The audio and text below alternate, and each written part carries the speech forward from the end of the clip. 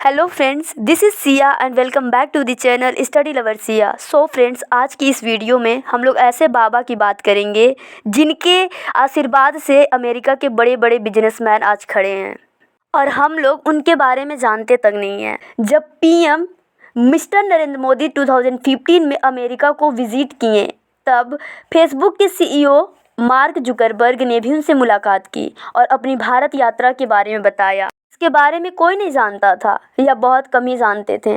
उनकी ये यात्रा उत्तराखंड कैची धाम के थी जहां उनकी किस्मत बदल गई और तब मार्क जुकरबर्ग को भी कोई नहीं जानता था।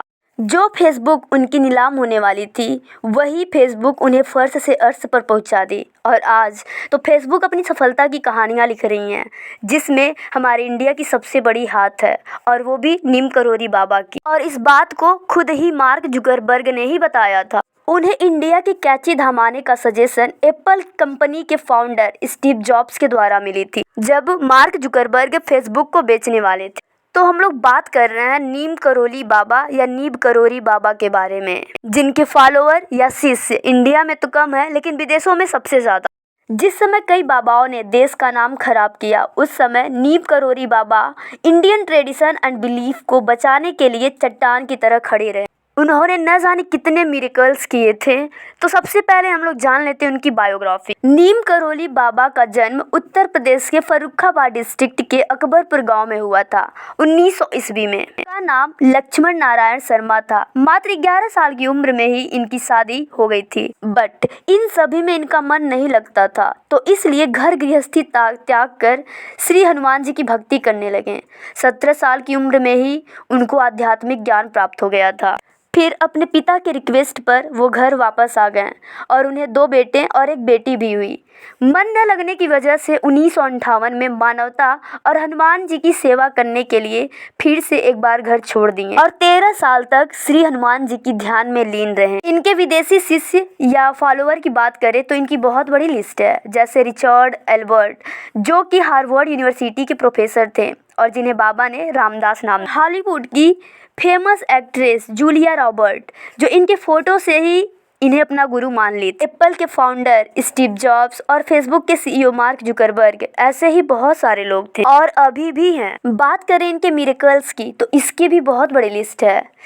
एक बार ये ट्रेन से कहीं जा रहे थे तो टीटी इन्हें ट्रेन से उतार देता है टिकट ना होने के नाते, और वह जगह थी यूपी के फर्रुखाबाद डिस्ट्रिक्ट के नीम करोली गांव के पास। उनके उतरने के बाद ट्रेन 2 घंटे तक चालू ही नहीं हुई। बहुत कुछ किया गया, ट्रेन को पूरा चेक किया गया, कोई गड़बड़ी नहीं थी, फिर भी ट्रेन हिली तक नहीं। फिर एक यात्री के सजेशन पर उन्हें बैठने के लिए रिक्वेस्ट किया गया। बाबा मान तो गए बट 2 शर्त पर।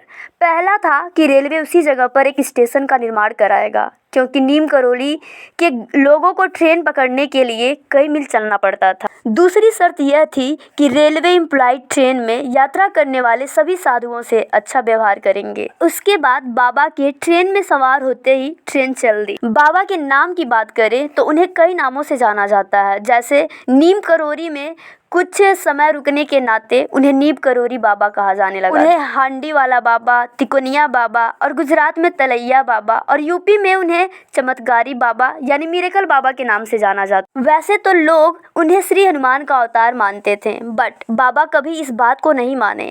उनके माथे पर ना कभी तिलक, ना चंदन और ना ही उनके गले में कभी माला हुआ करते थे। वे हमेशा सादे कपड़े में एक सिंपल पर्सन की तरह रहते थे। यदि कोई व्यक्ति उनका पैर छूने आता था तो वो श्री हनुमान जी का पैर छूने को कहते थे। वो कभी किसी से अपना पैर नहीं टच करवाए। तो बाबा श्री हनुमान के इतने बड़े भक्त कैसे बन गए और उन्होंने क्या क्या पावर्स हासिल किए, लोगों की भलाई के लिए कौन कौन से मिरेकल्स किए, क्योंकि इनके मिरेकल्स बहुत ही बड़े मिरेकल्स हैं। तो लोग बात कर रहे हैं कैची धाम या कैची आश्रम की। वही कैची आश्रम जिसने एप्पल के फाउंडर स्टीव जॉब्स और फेसबुक के सीईओ मार्क जुकरबर्ग की लाइफ बदल दी। यह कैची धाम देश और विदेश में बाबा नीम करोली की वजह से फेमस है। जैसा कि हम लोग प्रीवियस वीडियो में देखे हैं बाबा की बायोग्राफी और उनके कुछ मिरेकल्स, तो आज हम लोग कैची धाम के बारे में जानेंगे कब और कैसे बना, जो कि एक इनक्रेडिबल मिरेकल ही है। तो सबसे पहले कैची वर्ड को समझ लेते हैं। इसका नाम कैची है, बट कैची से इसका कुछ लेना देना नहीं है। यहाँ दो खतरनाक मोड़ों की वजह से इसका नाम कैची रखा गया। तो जैसे कि उत्तराखंड गवर्नमेंट के वेबसाइट के द्वारा दी गई इंफॉर्मेशन के अकॉर्डिंग कैची धाम या कैची आश्रम नैनीताल अल्मोड़ा रोड पर नैनीताल से करीब 17 किलोमीटर और भवानी से करीब 9 किलोमीटर की दूरी पर स्थित है। बात है 1940 ईस्वी के आसपास की। बाबा एक छोटी सी घाटी के पास पहुंचे। वहां पहाड़ी पर बैठे एक व्यक्ति को बाबा ने नाम लेकर बुलाया कि पूरण यहाँ आओ। जब वह व्यक्ति बाबा के पास आता है तो वो आश्चर्यचकित हो जाता है, क्योंकि वह बाबा को नहीं पहचानता था। बट बाबा उसे कैसे जानते थे? बाबा उसके मन की बात जान लेते हैं और कहते हैं, ज़्यादा परेशान ना हो, ये ना सोचो कि तुम्हारा नाम मैं कैसे जानता हूँ, मैं तो तुम्हें कई जन्मों से जानता हूँ। वह व्यक्ति और भी आश्चर्यचकित हो जाता है, बट बाबा उससे कहते हैं कि ये सारी बातें छोड़ो, अभी मुझे भूख लगी है और मेरे लिए भोजन ला। पूरण घर जाकर के अपनी माँ को बताता है और बाबा के लिए दाल रोटी ले आता है, जो उस समय उसके यहाँ बनी हुई थी। बाबा उसे बड़ी चाव से खाते हैं। थोड़ी देर बाद बाबा पूरण से 2-4 लोगों को बुलाने को कहते हैं। जब लोग आते हैं तो बाबा और लोग पास की जंगल में जाते हैं। वहां जाकर वो एक गांव में रुक जाते हैं, जहां पर एक पत्थर खोदने के लिए बाबा कहते हैं और बताते हैं कि इसके पीछे एक गुफा है। और जब पत्थर हटाया जाता है तो सच में एक गुफा निकलता है और सब लोग हैरान हो जाते हैं, क्योंकि वे लोग यहीं के निवासी थे, बट उन्हें नहीं पता था इसके बारे में। बाबा उनके मन की बात समझ जाते हैं और कहते हैं, ये कोई चमत्कार नहीं है और ना ही मैं कोई चमत्कारी बाबा हूँ। हनुमान जी की जगह है और यहाँ पर हनुमान जी बैठेंगे। गुफा की सारी चीजें बिल्कुल नई थी, जैसे अभी हाल ही में सारी चीजें बनाई गई हों। सब लोगों ने मिल करके उस स्थान को साफ किया और भगवान हनुमान जी को प्रतिमा के रूप में विराजमान किया। बाबा ने बताया कि यह जगह सोमवारी बाबा की तपस्थली है। धीरे धीरे तो यह जगह गांव में फैली, फिर आज इंडिया में ही नहीं बल्कि पूरी दुनिया में कैची धाम के रूप में जाना जाता है।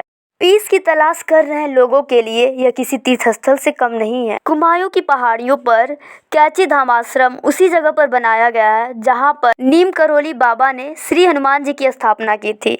स्थापना के करीब 20 या 22 साल बाद आश्रम की स्थापना की गई। अब आश्रम कई मंदिरों से घिरा हुआ है, जिसमें हनुमान मंदिर और कैची मंदिर भी शामिल है। यहाँ आने वाले लोगों को रहने की सुविधा भी है। हर साल बड़ी संख्या में बाबा जी और हनुमान जी की दर्शन करने पहुँचते हैं। यहाँ पर हर साल जून में खास भंडारे की व्यवस्था भी की जाती है, क्योंकि बाबा के अनुसार मानव सेवा ही सबसे बड़ा धर्म है। यहाँ पर 1 लाख से भी अधिक लोग खाना खाते हैं। कहा जाता है कि एक बार भंडारे के दौरान घी की कमी पड़ गई थी, तब बाबा ने नीचे बहती नदी से कनिस्टर में पानी भरकर लाने को बोला था। फिर बाबा के आदेश पर पानी को घी की जगह इस्तेमाल किया गया। कढ़ाई में पानी डालते ही वह घी में बदल गया और उसी से सारा प्रसाद तैयार किया गया। तो ये थी बाबा की कैची धाम की कहानी। दुनिया में बड़ी संख्या में भक्त बाबा की दिखाई गई राहों पर आगे चल रहे हैं और उनके शिक्षा को भी बढ़ा रहे हैं। लोग देखेंगे कैची धाम में नीम करोली बाबा के द्वारा बनाई गई हनुमान मंदिर, जो अपने आप में बड़ी ही अमेजिंग और एक्साइटिंग है, क्योंकि कोई भी इंजीनियर इसे बनाने को रेडी नहीं थे। बाबा इसे अपने मिरेकल से कैसे तैयार किए लोगों को इसे बनाने के लिए। तो जैसे कि यह कहानी डॉक्टर निर्मल मुंगाली के द्वारा सुनाया गया है। वो बताते हैं कि उनके पिताजी नीम करोली बाबा से काफ़ी जुड़े हुए थे। एक बार 1.5 या 2 वर्ष की उम्र में डॉक्टर निर्मल मुंगाली घर से लापता हो जाते हैं। ढूंढने पर पता चला कि पास के किसी घर नीम करोली बाबा के पास उनका बेटा है। जब वे वहाँ पहुँचे तो मुंगाली बाबा के साथ एक सेब के साथ खेल रहे थे। मुंगाली के पिता को देखते ही बाबा ने कहा कि लो आ गया इंजीनियर, यही बनाएगा। फिर बाबा ने उनसे पूछा भी, तू बनाएगा ना? और उन्होंने भी कह दिया हाँ। जब वे घर आए तो उनके बड़े भाई यानी मुंगाली के ताऊ जी ने कहा कि महाराज के पास तमाम लोग बैठे थे, किसी ने हाँ नहीं की और तुम हाँ करके चले आए। तुम्हें पता भी है कि महाराज क्या चीज़ बनाने की बात कर रहे थे? महाराज टेम्पल बनाने की बात कर रहे थे। तो डॉक्टर के पिता यानी मुंगाली के पिताजी ने जवाब दिया कि इसमें घबराने की क्या बात है, अगर वो बाबा हैं तो टेम्पल बनवा ही लेंगे, अगर नहीं है तो नहीं बनवा पाएंगे। फिर शाम को बाबा खुद ही मुंगाली के घर आए और सुबह में पूरी फैमिली के साथ नैनीताल आने का आदेश दिया। फिर काम शुरू हो गया। मंदिर का मैप बनाने के लिए कोई भी राजी नहीं था। फिर बाबा खुद ही उसका मैप बनवा। बाबा जैसे जैसे बताते गए, भुवन यानी मुंगाली के पिताजी वैसे वैसे खूंटा गाड़ते गए और रस्सी से बांधते। बाबा ने ही हनुमान जी के मंदिर का पूरा मैप तैयार करवा दिया, जो कि बहुत बड़ी बात थी। फिर रिटेनिंग वॉल और पत्थर की सीढ़ियां भी बनाई गई। इसी समय एक छोटी सी स्टोरी ये भी है कि इंजीनियर भुवन किसी दुकान पर गए थे। वहां पर श्री हनुमान का एक कैलेंडर दिखा, जिसमें श्री हनुमान अपना हृदय खोलकर भगवान श्री राम और माता सीता की दर्शन करा रहे थे। यह कैलेंडर उन्हें बहुत पसंद आया। फिर इसे इन्होंने मांग लिया उस दुकानदार से। बाबा को दिखाने पर बाबा बोल पड़े, यही तो है श्री हनुमान जी की मूर्ति, जिनकी मूर्ति यहाँ टेम्पल में लगनी है। और मूर्ति बनाने की जिम्मेदारी मक्खन लाल लोकल स्कल्पटर को दी गई थी। मूर्ति बिल्कुल इस कैलेंडर की तरह ही बनाई गई थी। दीवारें तो खड़ी कर दी गई, बट मूर्ति के ऊपर छत नहीं था, जिससे कुछ दिक्कतें होती। कुछ समय बाद महाराज जी ने इंजीनियर भुवन से कहा, जाओ हल्द्वानी से रियासत मिस्त्री को लेकर आओ, वही हनुमान जी का डोम बनाएगा। वहाँ पहुँचने पर पता चला कि रियासत मिस्त्री बहुत बीमार है, जिसके कारण से भुवन वापस जाने लगे थे। तो रियासत ने उन्हें रोक लिया और कहा, यदि कोई फकीर ने मुझे बुलाया तो मैं चलूंगा। बाबा ने रियासत की इस कंडीशन को देखकर उसे बम्बू के पत्ते की चाय पीने को कहा और रियासत सच में ठीक होने लगा और डोम की शुरुआत। अब डोम भी बनकर तैयार हो गया। फिर 2 अगस्त 1953 को छोटी मूर्ति के साथ शोभा यात्रा निकाला गया। फिर उसके बाद एक भंडारा का आयोजन किया गया। बाबा की कृपा से रियासत की तबीयत बिल्कुल ही ठीक हो चुकी। तो ये थी श्री हनुमान मंदिर की स्थापना की कहानी, जो कि एक मिरेकल ही। तो हम लोग बात करेंगे नीम करौली बाबा के 5 ऐसे चमत्कार के बारे में जो कि इनक्रेडिबल और अमेजिंग है। देखिए, वैसे तो बाबा के मिरेकल्स की बात करें तो उसकी बहुत बड़ी लिस्ट है, लेकिन हम लोग इस वीडियो में सिर्फ 5 मिरेकल्स को देखेंगे। पहले मिरेकल की बात करें, एक बार बाबा का एक भक्त तपती धूप की वजह से नहीं जा पा रहा था जहां उसे जाना था। तो बाबा ने उसे धूप से बचाने के लिए बादल की छतरी बना दी और उसे उसके मंजिल तक पहुंचा दी थी। Oscar winning Hollywood star Julia Roberts, जो केवल बाबा की फोटो देखकर ही उनकी भक्त बन गई थी और हिंदुइज्म को अपना ली थी। एबीसी न्यूज़ की प्रोग्राम गुड मॉर्निंग अमेरिका में उन्होंने अपने इंटरव्यू में इस बात को खुद ही एक्सेप्ट किया था कि हिंदुइज्म में उनका इंटरेस्ट गुरु नीम करौली बाबा की पिक्चर देखने के बाद आया। उन्होंने ये भी बताया कि उन्हें नहीं पता था कि वो कौन है, बट उनके पिक्चर्स ने उन्हें इतना अट्रैक्ट किया कि इसे वो बयान नहीं कर सकती।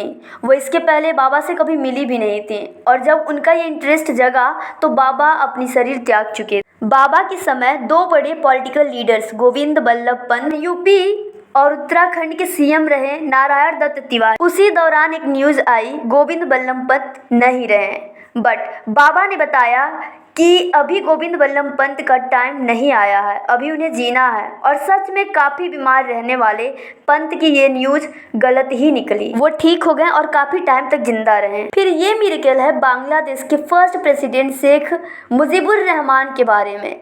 दरअसल बात है बांग्लादेश को आज़ाद कराने की लड़ाई की, जिसमें मुजीबुर रहमान के छोटे भाई को पाकिस्तान जेल में कैद कर लिया गया था और मौत की सज़ा भी दी गई थी। कोई उम्मीद नहीं थी उनके बचाव की।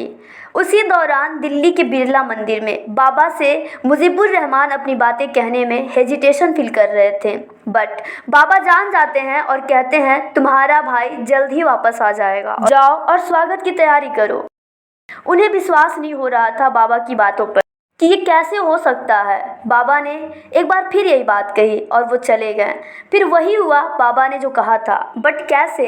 बांग्लादेश को मिलता है इंडिया का साथ और इस पर पाकिस्तान का क्या रिएक्शन हो सकता है, आप समझ ही सकते हैं। फिर पाकिस्तान तिल मिलाकर इंडिया पर अटैक करता है, जिससे उनका भाई बाहर आ जाता है। बाद में शेख ने इस बात का खुद ही खुलासा किया था। फिर ये लास्ट मिरेकल जो कि बुलेट प्रूफ ब्लैंकेट के बारे में है, जो सबसे ज्यादा अमेजिंग है। दरअसल बात है सेकेंड वर्ल्ड वार की। इंडियन ब्रिटिश आर्मी पर जापानी सैनिक अचानक रात में अटैक कर देते थे। यह अटैक इतना बड़ा था कि ब्रिटिश सोल्जर्स कम पड़ जाते। इस सैनिकों में था फर्रुखाबाद डिस्ट्रिक्ट के फतेहगढ़ गांव की उस दंपत्ति का बेटा, जिसके यहाँ बाबा उस रात्रि को ठहरे हुए थे। युद्ध में गोलियां उस सैनिक के आसपास से निकल जाती थी, लेकिन उसे छूती तक नहीं थी, जबकि वो फायरिंग के एकदम बीचों बीच था। उसे बचने की कोई उम्मीद नहीं थी। बट जब वो वापस घर आता और अपने माँ बाप को पूरी कहानी बताता है, तो उसके माँ बाप को समझ में आ जाता है कि उस रात बाबा उनके घर क्यों आए थे? वो आए थे सारे दिक्कत ओढ़ लेने के लिए। सारी रात बर्मा बॉर्डर पर गोलियां मेरे बेटे पर पड़ रही थीं और बाबा यहाँ पर उसे झेल रहे थे,